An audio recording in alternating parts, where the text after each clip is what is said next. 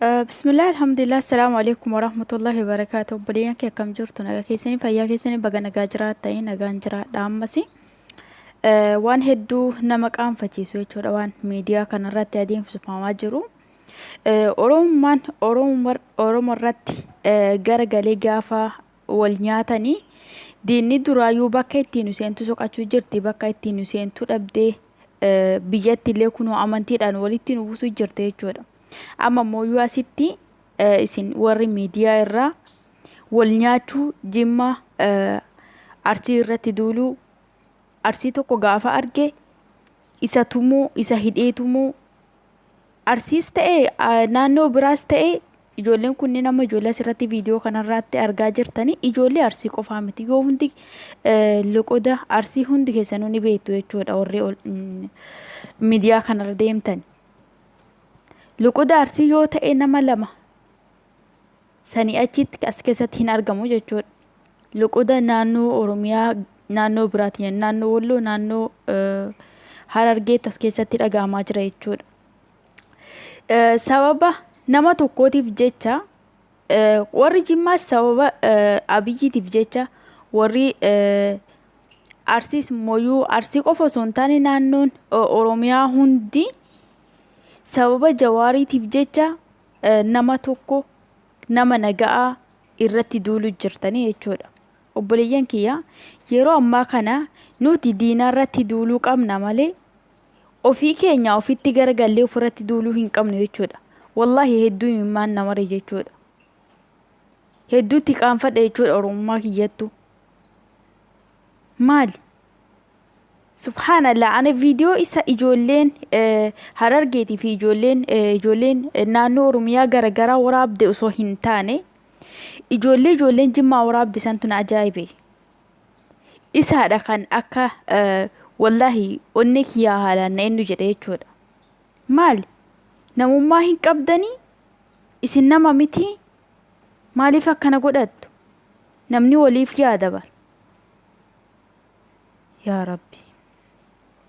Yoomuma akka of bartan bichaa hin beekne wallahi. Yoomuma akka of bartan bichaa hin beekne. Yoomuma akka Oromummaa keessaniif dubbattan qofa hin beekne. Mee gandummaa irraa maal gootan? Gandummaa maal isiniif godha? Gandummaa dhiiftanii osoo Oromummaa keessan qofaaf dubbattanii maal isiniif qaba? Tokkoffaa warri Jimmaa zaalima deeggaruu sirumaayyuu waanuma ganda keessan ta'eef malee namni kun waanuma mooyyuu Jimma biyya keessan himateef malee waan gaarii nama dalagaaruu miti hundi keessaniyyuu yoo hin argitan ta'e jechuudha. Nama natsaamee ani Jawaar nama siyaasaati jedhee yoo hidhes isas mooyyuu waa tokko balleessaa tokko osoo irratti hin argineedha kan hidhe. Yoo nama siyaasaas jedhee hidhe isamee nama siyaasaas jedhee haa hidhu. Kaawwanis nama siyaasaas jedhee haa hidhu. Mee kunoo isinuu arguu jirtan waa inni hojjechuu jiru arguu jirtan. Osoo kana argitan immooyyuu abiyyi akkana abiyyi akkasii kiyya abiyyi jinnii kiyya abiyyi jaankaa kiyya jedhaa deemtan. Hayyee jedhaa nun dhibu. Garuyyuu maaliif walirratti duultan ree? Maaliif walirratti duultan? Oromoo yeroo ammaa kana gandummaa irratti osoo hin taane kan xiyyeeffachuu qabu diina keenya irratti diina ofii irratti xiyyeeffachuu qaba jechuudha. Ofitti garagalee of nyaachuu hin qabu. Mee harka kiyya kun amma fakkeenyaaf qoree wanti ta'e osoo na waraane na dhukkuba. Anis isinis akkuma san yoo dhuguma Oromummaa dhugaa qabaattan hundi keessanuu Arsiis ta'ee Baalees ta'ee gara barbaaddan ta'a. Yoo dhuguma dhugaa Oromoo qabaattan yoo dhuguma dhiiga Oromoo qabaattanii Oromummaa qofaaf dubbadhaa malee gandummaa qofaaf hin dubbatina. Mee Rabbi keessanii jedhaa nama nu kofalchiiftani. Hasbi Allah alaykum. Wallahi hedduu isinitti gadde dhugaa Rabbii guddatee. Mee miskiina Rabbii kan dalagachuu jiru. Miskiinni Rabbii maal isin godhe? Kana yoo afaan saala hin qabne afaan isin arrabsitanii Akwaan ila mujrimoo yi qabee jiru akwaan abiyyiin qabee jiru kan akkana qabnee akkas goonee jirra jedha kun illee mee rabbi keessan sodaadha yaa Allah mee viidiyoo itti aanu viidiyoo makana yuu sagaleedhaan dhageeffadhaati viidiyoon kun viidiyoo tasgabbii qabuudha viidiyoon kun waan mucaa kana waan dhaanis hin qabane asirratti waan hidhan hin qabani jarri kun immoo waan isaan dubbatanii afaan isaan dubbatanii mucaa hidhanii akkatti gangalchanii mee lubbuma isaatu iyyuu dhaqqabaa ijoollee arsii yoo ijoollee arsii taate ijoollee oromummaa himatan lubbuu namicha kanaa dhaqqabaa way biyyi badde جوال قفتين الرافولم نمنو متى كنا في راجل لو إني جوارة ربستاتهم لو إني جوارة ربستاتهم harkaan hin tuqamu miskiina kan namni ammoo isa afaan deemtanii deeggartan bitee kirgatii isa dhumaa isin himnanu kana dubbiin namni sidee way jira namni harka sillaate ni jira yoom amma masummaa amna daama na dahin taane amma sidee khalaas inni dogoggoree jira khasidee ganaa tokko sin tuqu yoo argitanii namni qalbii qabu kuno akkanatti nama walirraa dhoorga jechuudha ijoollee kanneen amma walitti araarsanii jiran ijoollee kanneen walitti araarsanii jiran gowwaa isa akka dhalateen jiru dheedhii afaan inni dubbatu laalame afaan inni wallahi an dhageeffachuu yuuni dadhabe jechuudha garanna dadhabe jechuudha nama waan ta'eef garanna dadhabe haati akkas godhi haati akkana haa taatu ilmoo akkasii ilmoo akkanaa jedhee ani arrabsan jechuudha isoo miskiina badoo keessa deemee dalagatu isaan iyyuu akka namni biyya ambaa jiru kun akka itti galuu fi akka itti bahu hin beeku akka itti bahan malee akka itti galan hin beekan osoo ammayyuu shortaan itti dhuftee fiddee mana hidhaa nama diraraamaa horsaan itti edaate waan tokko hin beeku garuu iyyuu sharrii inni hojjetu isa caala mee viidiyoo kana dhageeffadha hedduu wallahi hedduu onnee kiyana hin beeku hedduu hin dadhabe jechuudha laaluu dhageeffachuu dadhabe jechuudha kana bani migbaabatan share godha luchee haadha keessanii share godha ilmaan gadaboon jechaadha gadaboon kottaa share godha ilmaan ijoolleen jimmaa luchee haadha keessanii share godha dafaa share godha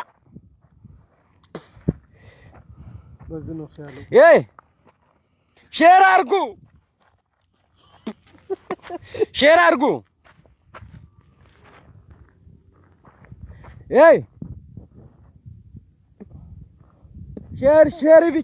bicha dafa waan adda arguuf teessu luchee haadha si share godha ijoolleen jimmaa share godha ijoolleen jimmaa way kan isiniin jedhe share godha akkasiin garaana gubdeen garaa gubeera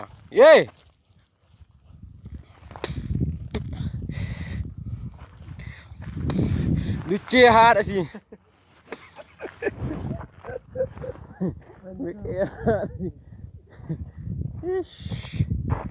yaa badabbaako ijoolleen jimmaa namni takka jechaadha tumamtee naftu inni ijoollee jimmaa jechaadha tumamee nafu inni ijoollee jimmaa tumamee nafu ጅማሩ የጀዋር ደጋፊ ነው አይደል? አዎ የጀዋር ደጋፊ ነው ግን የጅማ ሰው ነው የሚደበደበው ዛሬ ጅማ ሰው ማለት ይጨርሰዋል እንዴ እንደዛ ፎቁ ተቃጥሎማ አይቀርም አሁን ይሄ የምታዩት ማለት ነው ይሄ ጀዋር ደጋፊ ነው አዎ አሁን ልኩ ነው የምናሳየው ይሄ ጀዋር ደጋፊ ነው ዘረኛ ነው ዛሬ ያርሲ ተወላጅ ነው እንደዛ አንተ አትክሉ ወይ ነው እዚህ ጋር ይሄ ነው በዚህ ነው በጋራ ነው የሚቆረጠው ትቆረጣለህ የተነዘረኝነት እንካንካ ተሰይፈዋል ያዘ በመለስ ነው ቦ በቂያረ ከዲሳዲ ያዘ ይለፍ መጀመሪያ ነገር ይናገር والله ነንጎራ ጆሌር ሲየቻራ ወረበል ካባ ነንጎራ ንገረው ተኮና ዳከት ይየቻራ ላ ዘረኛ ነህ አይደለም አዎ ዘረኛ ነህ ዘረኛ ነው ዛሬም እንደብድቡ ዘረኛ ነው የጀዋር ደጋፊ ከሆንክ ልክ ነው የምናሳይ ተነስ ተነስ ከስክሰው ብለው ምላሱን መቁረጥ ነው ምላሱ መቀስ አለ ብር ካለ አውጣበት አለው ጀዋል ምናምን ያዙ የጀዋል ደጋፊ አይደለም በቀለ ገርባ ምን ነው የሱ ነው ያዙ ይደገማል መመታ አለበት እግሩና ቆንትሩን ተቆርጠዋል ጫማው ምናምን ጫማው ነው አልኩ ውሰሪ ወደ ጫማ ሰው ለለበት ነው አንተ ናንቺ አብይ ደገር ተው ጀዋል ደገር አብይ ደገር እታለ ለምዛገ ጀዋሪ አልደገረኝ ጀዋሪ አልደገም ትደግፋለህ እስከዛሬ እኔ በኮሜንት አላየሁም ብዙ ጊዜ አይቻለሁ በጀዋል በሁሉ ነገር እያየሁ አይደል እንካ እኔ ጀዋል ናንተ ና ይዘክል ነው ያረከሰኒ ሉጭ ያረከሰኒ ገደቦ ጫጫ والله لازم በከነ እርግጥን ቀላን በለው ዮፌተን ጣይፊን በከና ወሰተኒ ዱፉ ደንደሶ ናዘ ያንተ ያዝ ናሪለም በቀለ ገርባ ትደግፋለህ አይደግ ትደግፋለህ አጫሉ ታይ ገና ትከዱታ ልብሱን ግፈፍ ልብሱ ብራለ የለው ሸራርኩ ጀዋል ያስዋል ይሄ የሚደበደብ ነው አያችሁት ወደ ላይ አድርገው እንደዚህ ነው መያዝ አለብህ ይመመት እዚህ ተመታን ፈልጥቅና ሳይ والله አባን ፌት ይቻላል መከደል አለበት አባን ፌት ጆሌ ጅማታ አባን ፌት እናንተ እንጨርሰዋለን ዛሬ አባን ፌት ይቻላል ገና አረስ ይቀላ ወረቦል ካባ ገና አረስ ይቀላ አውልክ ቀርብ እንደዛ አርግ ገና አረስ ይቀላ እውት ይሄ ዘረኛ ነው አሁን ይሄ እዛ ሀገር ያለውም ብር ካለው ብር ከሌለው ደግሞ ወይጁ ወይ ምናሱ ይቆረጥ አዎ ይሄ ቀይ ኮፊታ ደግሞ የዘረኝነት ምልክቱ ነው ይሄ ዘረኝነት ምልክቱ ነው አሳይ ይሄ ለሱ ነው አንተ ይሄ ለሱ ነው እውት ወይ ሆዱን ወይ አንጀቱን ተቀቅሎ ለጆሃር ይደረስለታል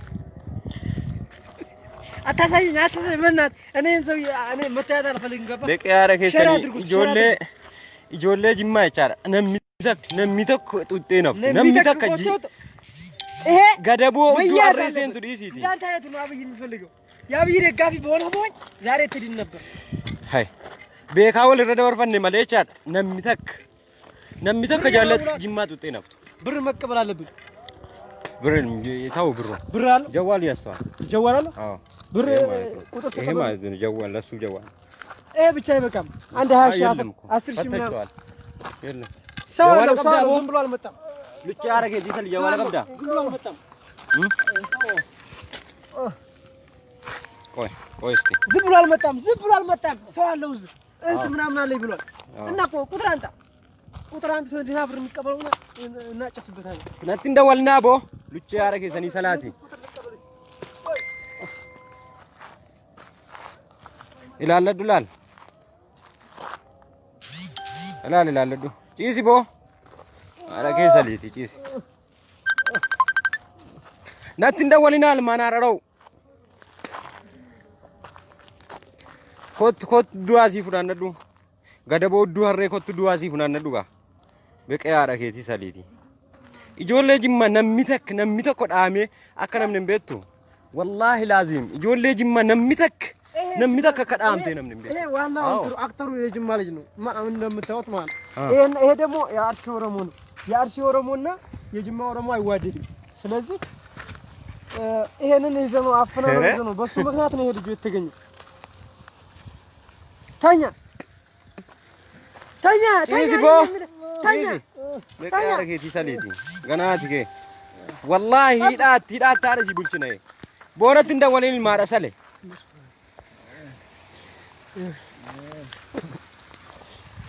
ሁለተኛ አንተ ዘረኛ ከሆን በዘረኝነት والله ባንጀም ደኩ ዋንጀም በበ ሱብሃንአላህ ربما سناقجل ربي سناقجل والله هدو غران نددبي يو mucaa kana ka beektan ta'e fuula isaa mul'isaan jiranii yoo beektan dhaqqaba sagalee ijoolleellee yoo kadhagaa jirtanii yoo sagalee ijoolleellee kan beektan ta'e rabbumaaf jedha mucaa kana lubbuu isaa dhaqqaba ijoollee amaaraa waliin jirtus na fakkaata. Rabbumaa jedhaa lubbuu isaa dhaqqabaa. Wallahi subhaanallah. Oromummaa himachuuf afaan Oromoo haasawuun siruma itti qaana'u jiraayyuu sirumaayyuu. Wallahi nu waan kana hin qabnu. Ijoollee Jimmaa waliin nyaannee waliin dhugnaa. Akka obboleeyyaniititti waliin taphanna jechuudha. Gaafa wal bira yeroo wal biraa deemnu bu'aa wal biraatii deemna jechuudha. Ka isin amma akkanatti akkana wal gootan Zariif jettanii, ka isin akkana wal gootan Abiyyiif jettanii yookaan immoo Jawaariif jettanii lubbuu waliif baasuun maaliif fayyada? Wayyoo koo. Waan akkamii argan Rabbumaa jedhaati. Yoo lubbuun jiraate inni yoo akka godhaa jiran kanatti lubbuun inni afaanatti hin fakkaatu. Lubbuu isaa dhaqqabaa. Assalaamu alaikum warahmatullahi wabarakatuh.